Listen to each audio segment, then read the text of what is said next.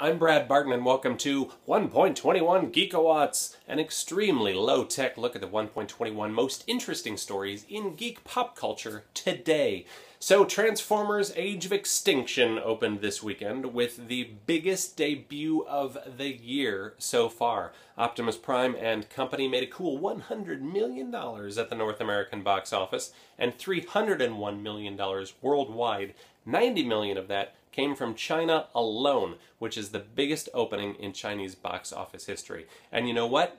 You have no one to blame for all this but yourselves. The movie got 17% on Rotten Tomatoes. What did you expect? That this was going to be the good Transformers movie? That doesn't exist. That movie hasn't been made, everyone.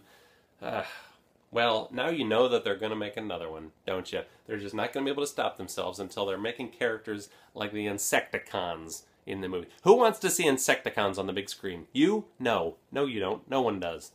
Oh, but it's going to happen. You know it's going to happen. Now, I suppose that Mark Wahlberg is a step up from Shia LaBeouf, if for no other reason that Wahlberg isn't being thrown out of Broadway shows currently.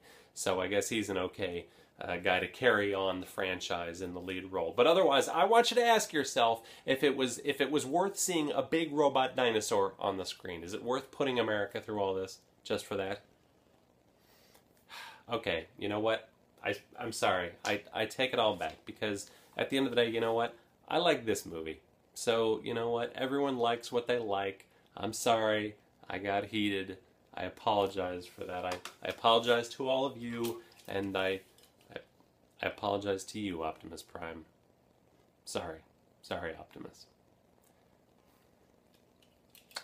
Let's move on, shall we? Last week, Marvel Comics debuted a brand new series called Savage Hulk. It's written and drawn by Alan Davis, who I've been a big fan of since the 80s when he worked on Captain Britain in the UK, and then he brought his talents over to the US with Excalibur, featuring a lot of the same characters from Captain Britain. So that was one in the plus column. Alan Davis is working on this series. Awesome. But then comes the realization that the story takes place immediately after a 1970s issue of the X-Men, in which the original X-Men fought the Hulk.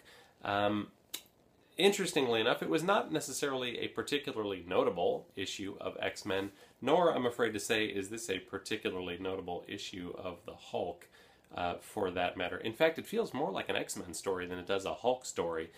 So aside from the great art, the dominant feeling that you're left with after reading this is one of, why exactly is this story being told? Apparently, Savage Hulk will be a series of standalone mini-arcs by different creative teams. The next arc will come from Jim Starlin and feature the Hulk in combat against Thanos and Annihilus and other cosmic villains from the Marvel Universe. No offense to the current creative team, but I think I'm looking more forward to the first issue of that arc than I am the second issue of this one. Sorry, guys. Most comic book readers know Bruce Banner's adventures from the long-running title The Incredible Hulk.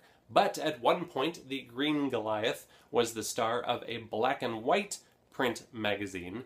For a little bit, for today's trivia question, I want you to name the black and white magazine that the Hulk starred in, which debuted in 1977. The answer to Friday's trivia question was Mimic, and the first person who knew the correct response was Adam Haru of Reading, Massachusetts. Congratulations, Adam. Your prize is this book called Reflections of Ithaca College, 1994. It appears to be a yearbook of some sort. Wait, what's that you say? Oh, you have it. Oh, I'm sorry. Well, I guess I won't give it to you. Which is too bad, because there are some really interesting pictures in here of a young Adam Haru. What's that? You don't want to see those? You know? Right. Well, maybe next time.